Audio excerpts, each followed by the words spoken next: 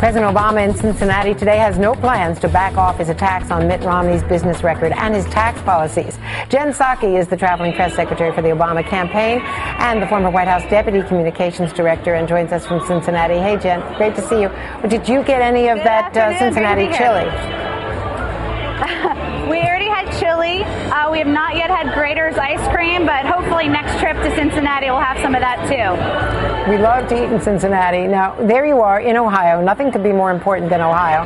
If not, well, Ohio, Virginia, they're all important, but Ohio particularly important.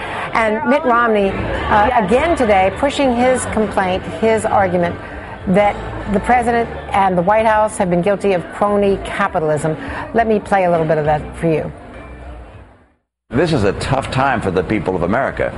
But if you're a campaign contributor to Barack Obama, your business may stand to get billions of dollars or hundreds of millions of dollars in cash from the government. I think it's wrong. I think it stinks to high heaven. So that was Mitt Romney today laying out the charge. You've got a response.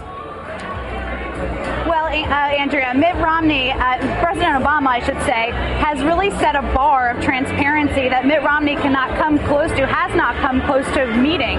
The reason we're talking about this is because President Obama releases his bundlers, something that Mitt Romney does not do. We encourage anyone to ask the campaign for their list of bundlers. I'll also say that these attacks are old, they're haggard, they're tired. We've heard them before. And they've all been, most of them have been all debunked by fact checkers. So really what we want to be talking about today is the economy, how to bring jobs back to places like Cincinnati, and the differing visions that the President Mitt Romney have for that.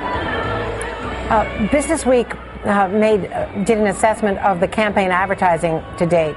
And when they look at who's been more negative than the other, the Obama camp really gets bad marks. About 89% of the president's campaign ads in the 14-day period that ended July 9th, according to Business Week, carried an anti-Romney message. 94% of Romney's ads criticized Obama, according to these ad trackers. So both camps have been very negative. Is there any way that we can stop this cycle?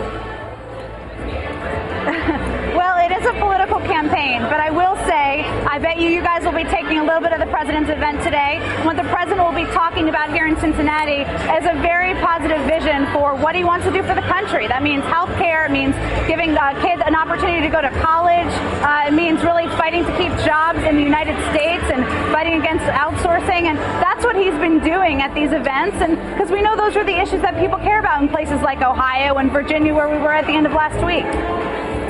Jen, what is your response at the end of the day to the whole fact checker support for the Romney argument that he really did leave Bain Capital for all intents and purposes in February of 1999 when he went to the Olympics, and that he had no managing role? That, according to the Washington Post, the other PolitiFact, the other fact checkers, basically supporting what the Romney camp have put out there despite the SEC filing.